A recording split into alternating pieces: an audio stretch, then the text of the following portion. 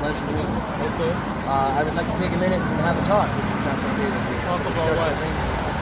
Just the accusations of. I haven't accused anybody of anything. No, not necessarily you, just in general. There's been a smear campaign, and you have associated the yellow vests with being extremists or anti-immigrant, and those are just not true sayings. We're not anti-immigrant. We're opposed to the UN's mass migration, and we have plenty different ethnic communities staying with us. We have Native gentlemen today. Our Jamaican girlfriend stands with us almost every week. All the weeks we've been out here, I haven't had this chance to have this conversation with you yet. What is your definition of mass immigration?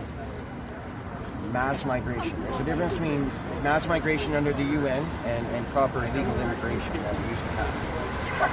Trudeau signed the UN Migration Pact on December 11th and gave our sovereignty to the UN. So now our borders are just open for the UN to control and decide who's coming and what's Which borders are open? Well, look at Roxham Road, for example. It's just how many people have come in? Thousands. Based on whose numbers?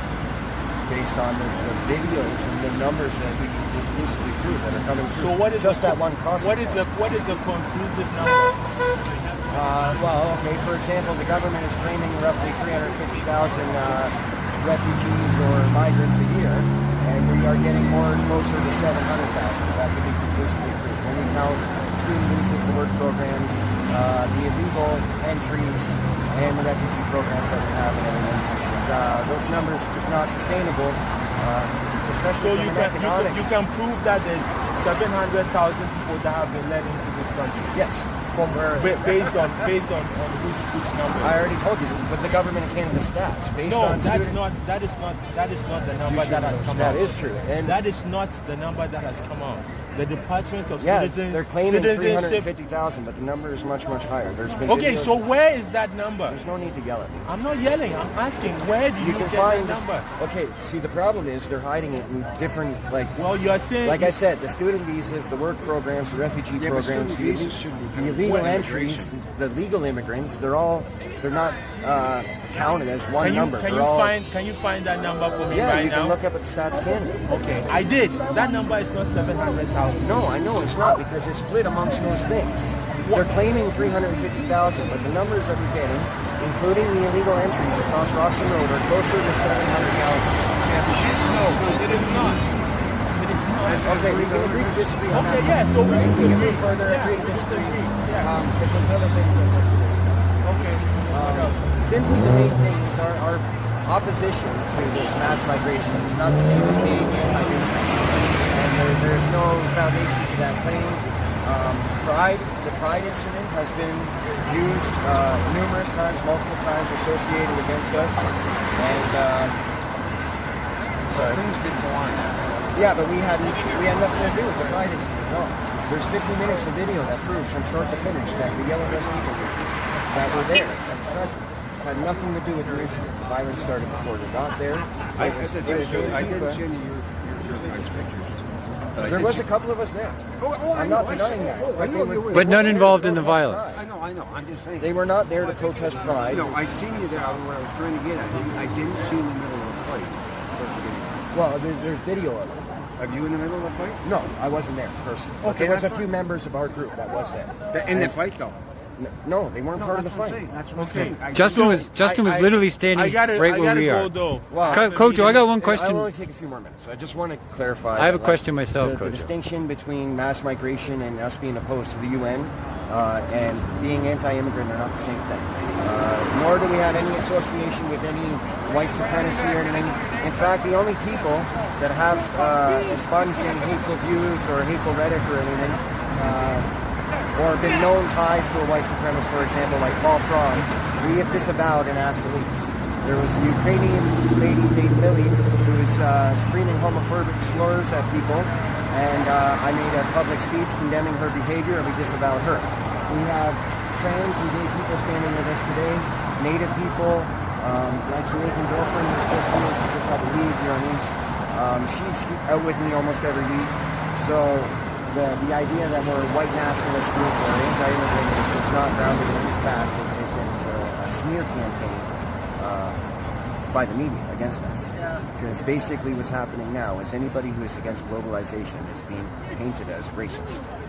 And the other point I wanted to talk to you about is I noticed in the paper, the Hamilton Spectator mentioned that the Hamilton Center for Civic Inclusion is getting a government grant of $134,000 to hold anti-racist rally.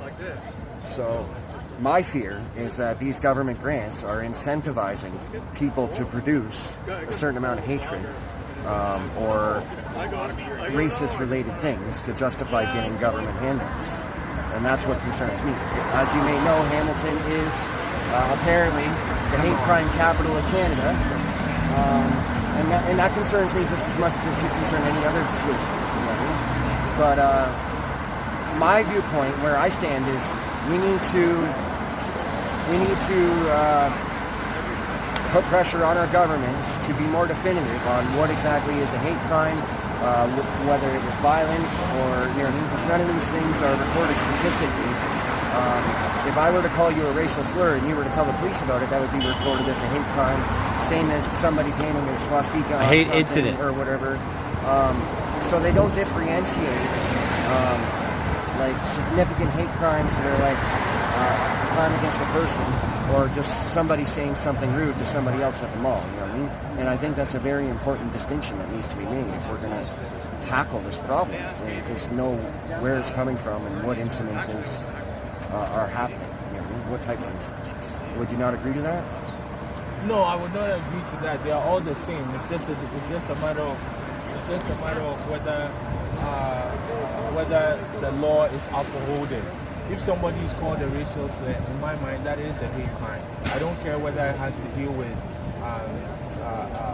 it leading to an assault. If people are I think you're missing what I'm saying. What are you saying? I'm not saying it shouldn't be classified as a hate crime. I'm saying we should be more distinct about what incidences of hate crime are happening, whether or not there's any violence or whether or not it was just a comment on Facebook. You know, because these are very important distinctions that we need to make if we're going to actually tackle the problem. They are all the same. Somebody saying a rude comment on an Xbox game or a Facebook is not the same as somebody attacking you for your color. They are the same. When someone uses a racial slur on Facebook, as opposed to when somebody attacks somebody based on a racial slur, in my mind, they are the same. Okay. Well, I seen your interview with Paul Corrigan, the police officer, the liaison for hate crime unit. And I noticed that you said more needs to be done about these hate crimes preemptively. Yeah. You know what I mean? So, like, what would you suggest about catching these hate crimes? Are you suggesting that police should be going door to door and arresting anybody that says a comment on Facebook, or like how would you suggest tackling this problem? I don't have time to answer that question right now. I have to be somewhere else. Yeah. So I have to leave. I'll probably have a discussion with you sometime. But I would can you set something up? I can give you my email. I would love to set something up. No, not via email. I can give you my phone number or No, that's fine. I'm sure. How would you suggest we get in touch? If you see me, you see me. If you don't see me, you don't see me. Well, the Hamilton Center for Civic Inclusion, you are I don't know if you volunteer there or work there or whatever, but can I stop by and see you there?